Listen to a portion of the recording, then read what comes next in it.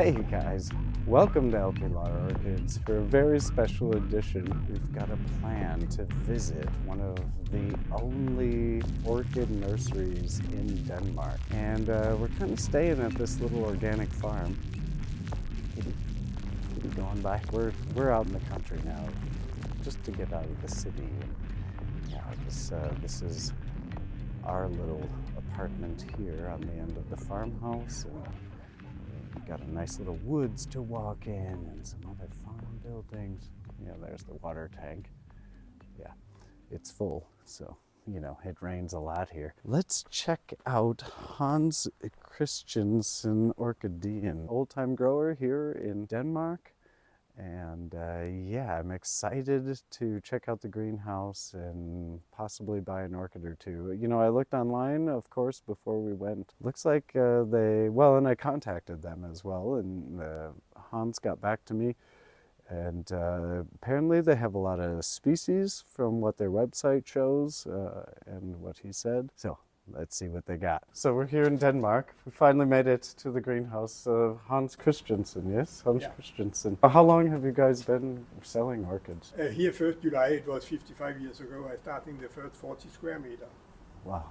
So yeah. That's, wow, so quite a long time. Yeah. And when you started, there was more growers? Obviously. At that time, we was the biggest producer of cut-flowers orchid at that time. I think we have, I don't know, 225 or 240,000 square meters, but only for cut flowers at Paphiopedilum and Cymbidium and other kinds. And so we got in 72 the oil heating catastrophe, and after 3 years all has been closing. Wow. Because they cannot pay for the new prices for the oil. There were 2-3 growers left, but there was I think 22 or 23 growers with orchids before. Wow. Here in Denmark. They cannot bring the plants back, the people from Asia and South America. So the last 1 day and 1.5 days they're selling for half price all over, because they cannot bring back, and that we cannot do when we have our expensive. I come here from the most expensive country in Europe. No, Denmark is an expensive country. In Germany, you only have to pay for if you produce the plant yourself, 7.9% taxes. We have 25 and everything so here. Different. And in Holland, 75, and then how can you? Is this why there's only 2 orchid vendors that I see in all of Denmark? There's not many here. No. Yes. For this kind here, I'm the only. I think we have for the Phalaenopsis only 1 or 2 left now. We have one very big, and he was bankrupt last year because he paid also the same prices for the gas as I do here. And when with the problem starting, I have for January month where we was in the beginning, I pay 1,250% more for the gas than when in September where we started. And there, that time in Germany they have still the same prices for all the things, and he was already going up, and he has the same price as I have. Wow. I remember he was in the television in December and told for October month normally he paid 200,000 for electricity and gas heating. It was now 1.2 million for the same, and only for the same quantity. If we don't get help, we will closing. And last year he was bankrupt. Wow. Before Easter. He made 1 million per year of this Phalaenopsis, and has very good quality. He has. How many plants do you have here? Oh, I can't say at the moment. Too many. I have enough. Too many. Well, with all these awards. It was my plan here to closing 65% of the greenhouses, but I cannot do because we have mostly of the plant, because I cannot put them down in the greenhouse. Wow. Okay. Yeah. Wow. What temperature do you have usually here? In the winter time we only have 15, 16. Before we have all time 20 in the night time for mostly of the greenhouse, and 22 in the daytime. We have been, last winter we were down to 12, 11, 12. Wow. Yeah. And that is problematic for the It's pushing it. But we have 2 greenhouses where we was down in 1 month for 2 to 5 degrees, but they were and they survive and they flower in 2 months later than normal.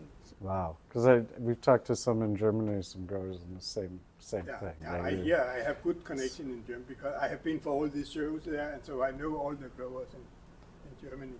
Same. So I hear all the good news and the bad news. But I was there here for 3 years ago in the summertime for looking how it was there. And when I talk about what we have been paying for the electricity and for the gas, they said we don't pay only the half. Even it was a catastrophe here also, but we have to do. Oh, we are a rich country. Sorry. Yeah, that's. First time last year we have no Danish poinsettia for Christmas. Julestjerner, we call them in Danish. Oh, okay. It was produced in Poland and in Holland because the grower cannot get a fast price for the gas for growing them, and so they said, and they were so lucky after because we have so cold here in this November and December, 5 minus lower than the normal for the last 30 years. So it has been a catastrophe if they make it. They have a help in Germany and Holland, but we get nothing here. Nothing. We Wow. can survive or we can close it. Really? When I have the problem here 3 years ago, I asked him my bank for helping, and they said we cannot help because your business is finished. That is better you closing today than tomorrow. Wow. It was what it told me. And here last winter it was a catastrophe in Denmark because we have 3 months with very strong winter. In Jutland there was 2 days where we have 1.5, 2 meters snow, and there was more than 200 cars staying there. And, Wow. and people that has electric cars was not happy. Yeah. And so do you guys normally stop shipping plants through the winter, or? If we selling most from here, but we have a website also, and there we cannot sell if they have more than 1, 2 minus. I don't take the risk. Yeah. And we have some a heating pack we can put in the boxes, but if they take more than 2 days, the plant will be dead. And I talked here last springtime with a grower in Germany. He has been sending the whole winter, and they have a lot of bad things about they freezing on the way. Yeah. Even he put also this heating back in. It's not that good is enough. we cannot.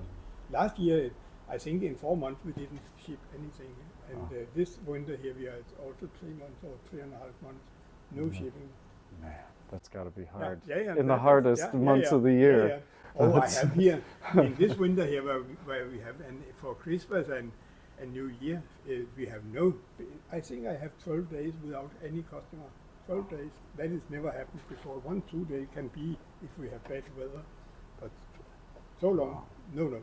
So Yeah. is most of your traffic then local foot traffic in the door, or is it online? They come from the whole country, and we have some collectors there collecting, and yes, we have also earlier a lot of business in Sweden, but the money in Sweden is pesetas. Yeah, pesetas. Are you importing a lot of orchids from Germany right now? I have some. I work together, and now I get some young plants and small plants from Germany because That's it. earlier I make 100,000 a year of young plants myself, and also exporting them, but it's not possible. And our laboratory, they make them for me, getting bankrupt for 10 years ago. So no, and So I no could breeding. make them in Thailand, cheap and very good. I have a friend there, I can trust them. I make good quality things because I have all my metal plants, Yeah. so I can make them from the best parent and you can use. When Yeah. my laboratory here stopped 10 years ago, I have a agreement with a laboratory in Holland, and I bring all the bottles there, and 3 months later they said, oh sorry, all is dead now. But there was a German grower, he bring all his bottles to a German laboratory, and they said it's already illness from the laboratory here, but there was no illness in his plant. And so 3-4 years after, I start seeing my plant around in Europe.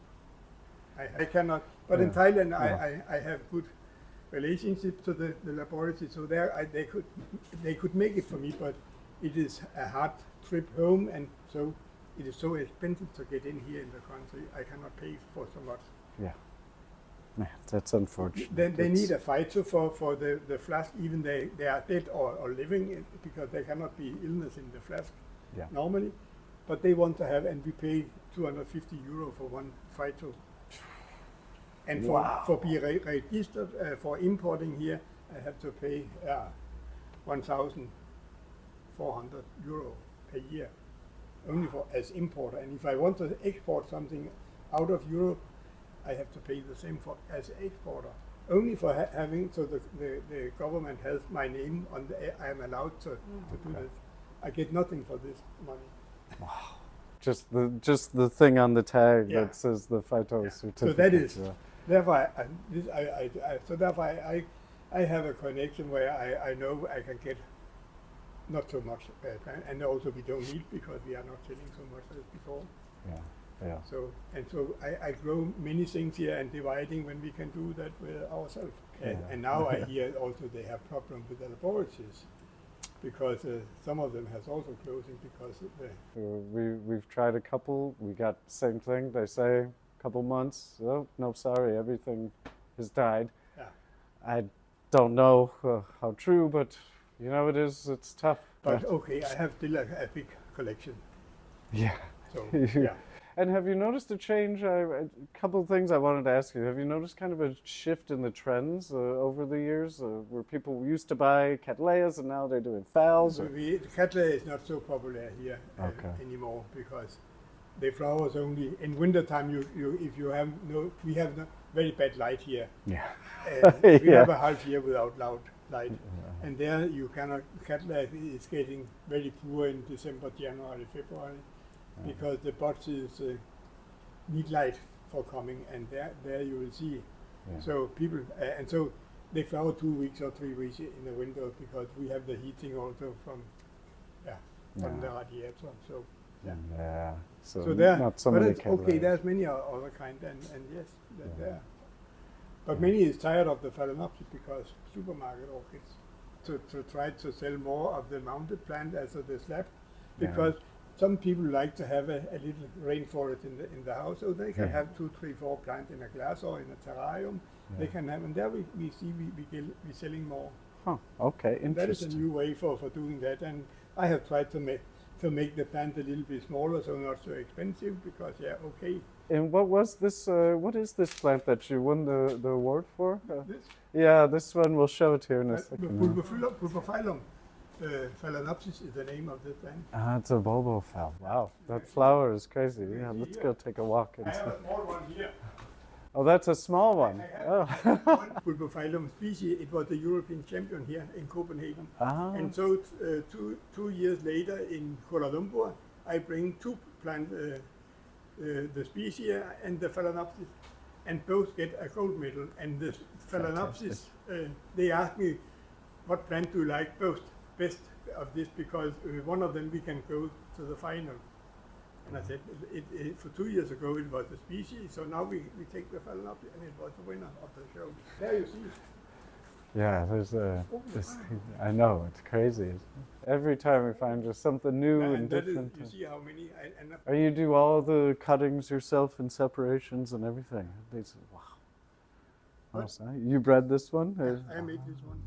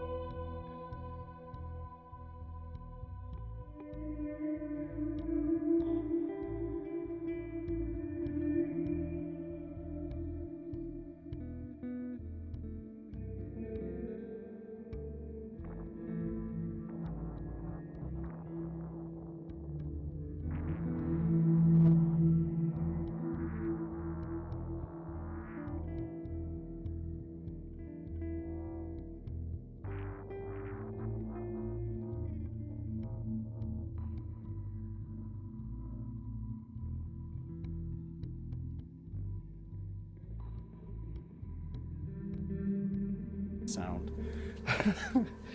Okay, now the microphone's back on. Great.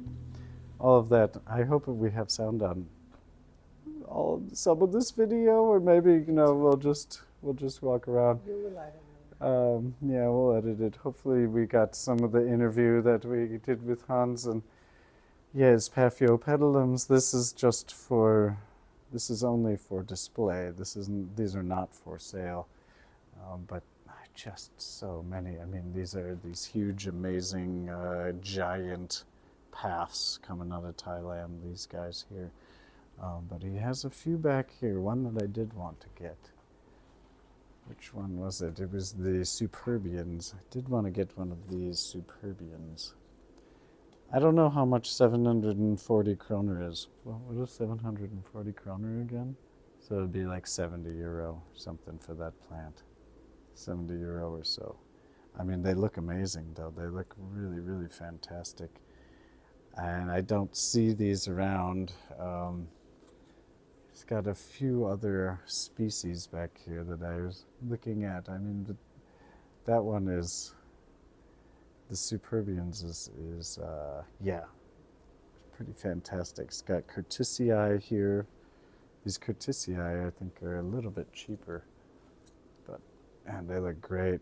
Oh no, that one is also 740 for that Curtisii.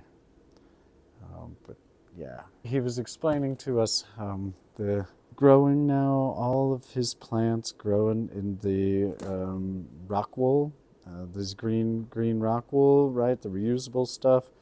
It just retains water, and like he was explaining, always 50% is basically airspace. So, but just look at the paths. A lot of Pinocchios back here. He's got some Pinocchio albas as well. These little guys, I mean, they're just, yeah, they're all in bloom. Look amazing right now. And yeah, all of these plants he's had for several years.